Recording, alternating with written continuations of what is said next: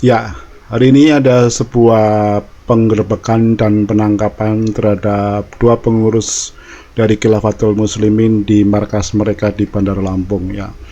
Dalam peristiwa hari ini terjadi semacam sebuah keributan kecil itu karena diduga ada beberapa provokator yang membangkitkan amarah para pengikut Khilafatul Muslim di sana untuk melawan aparat keamanan gabungan ini ya, dari Polda Metro Jaya dan juga dari Polda Lampung ya. Ternyata pada saat penangkapan ini pihak kepolisian juga menangkap dua pengurus Khilafatul Muslimin di Lampung ya, yang ternyata ada keributan atau kericuan karena dipicu ada 4 provokator ya. Yang menarik di sini ternyata pada saat digeledah markas Khilafatul Muslimin di Lampung ini ditemukan uang senilai 2 miliar. Coba kita simak beritanya seperti apa ya. Mungkin dari sini kita dapat penjelasan ya. Jadi ini saya ambil dari tv1news.com ya. Saya akan cuplik berita yang berkaitan dengan peristiwa di atas ya. Kericuan terjadi antara puluhan jamaah Khilafatul Muslim dengan aparat kepolisian Polda Metro Jaya dan Polresta Bandar Lampung di depan Pusat Khilafatul Muslimin Bandar Lampung pada Sabtu 11 Juni 2022.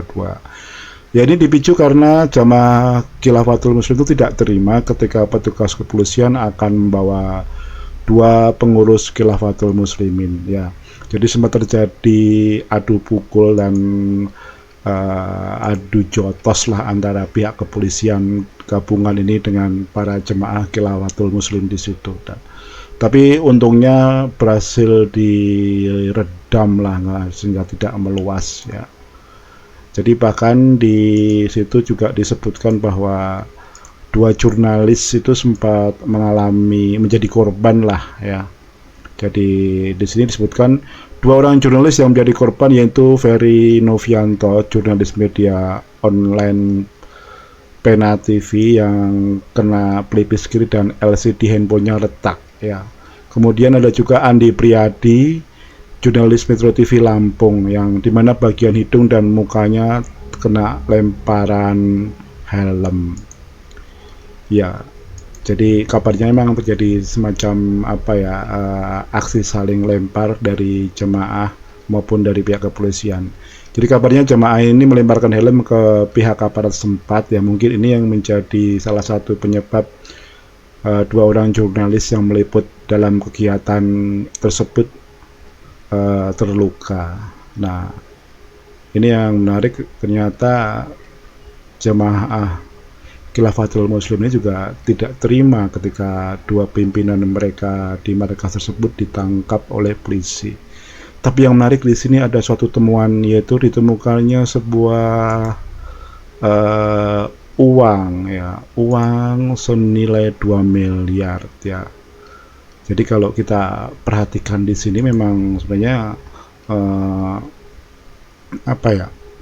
mereka tuh bukan orang organisasi ini memang berduit gitu ya.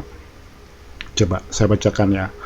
Dalam penggerebekan tersebut, polisi berhasil menemukan 4 brankas besi, 3 brankas berukuran sedang dan 1 brankas berukuran besar.